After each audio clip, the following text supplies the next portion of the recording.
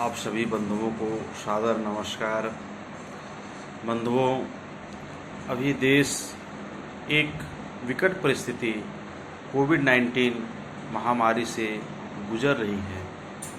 हम सभी इस कोरोना वायरस नामक बीमारी से अवगत है। यह बीमारी विगत 1 वर्ष पूर्व ही इस भारतवर्ष में प्रवेश किया और अभी तक लगातार यह वायरस हम सबों के बीच में चल रही है। इस कोरोना वायरस से भारत में कई ऐसे हमारे इष्ट बंधुगण मित्रों को इस बीमारी के प्रभाव से उनकी मृत्यु हो गई।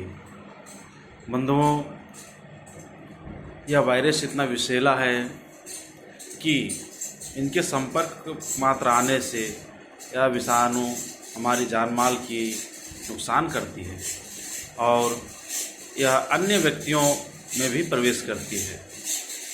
एक व्यक्ति संक्रमित होने से उस संक्रमित व्यक्ति के अंतर्गत आने वाले सभी व्यक्तियों को वह बीमारी उसके अपना रूप लेकर के अन्य सभी व्यक्तियों के शरीर में प्रवेश कर जाती है तथा उन सभी व्यक्तियों को संक्रमित कर उनकी शारीरिक इम्यूनिटी पावर को कमज़ोर करती है और सर्दी, जुकाम, खांसी, बुखार जैसे कई अन्य बीमारियां का लक्षण दिखाकर मनुष्य की जान तक भी ले लेती है।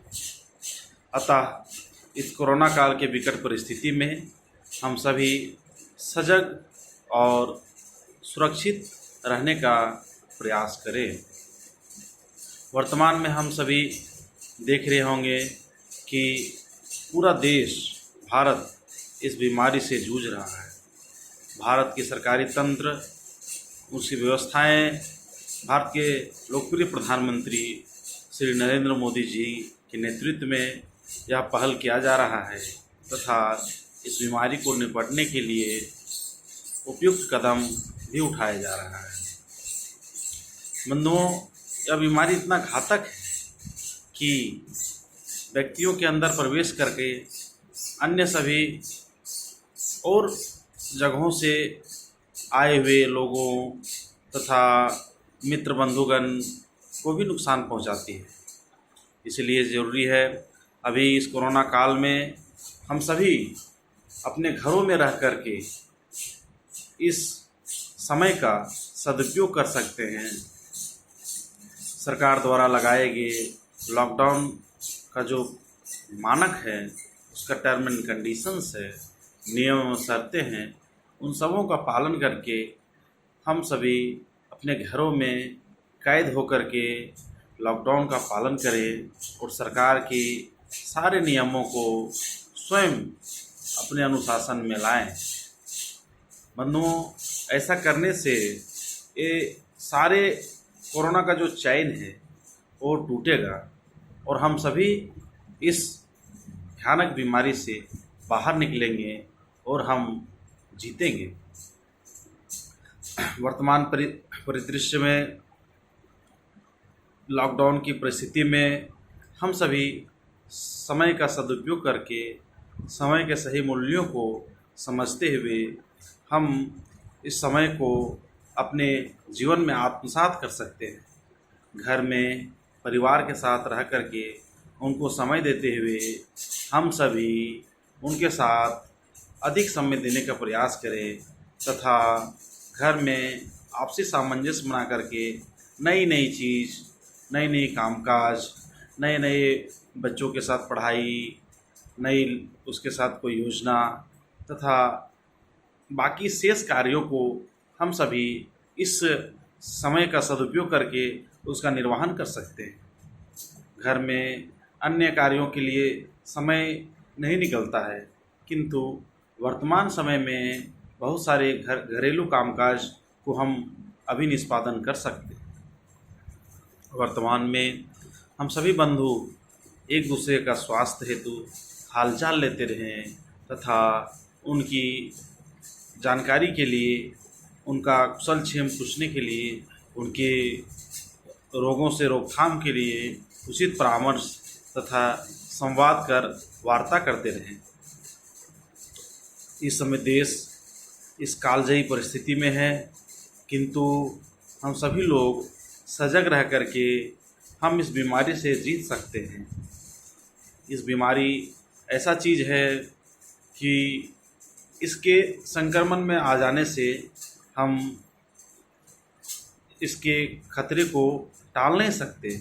इसीलिए इस बीमारी से अवगत होकर के हम इनका जो घरेलू नुस्खे हैं, इसका जो उपचार है, उसको हम अपने स्वयं अपने व्यवहार में उसका अनुपालन करें।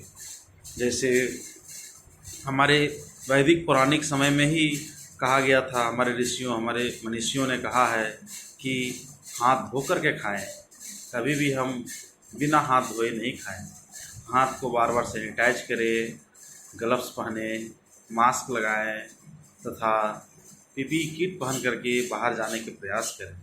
हम अनावश्यक बाहर ना निकलें तो उचित होगा, किंतु अति आवश्यक काम से यदि हमको घर से बाहर जाना पड़े तो हम सरकार का जो नियम है, उनकी शर्तें हैं, उन सभी को पालन करते हुए उनके मानक को हम स्वयं अनुपालन करके, उनके नियमों को हम हृदयंगम करके और उनके साथ कदम से कदम चलने का प्रयास करें, सरकार का साथ दें।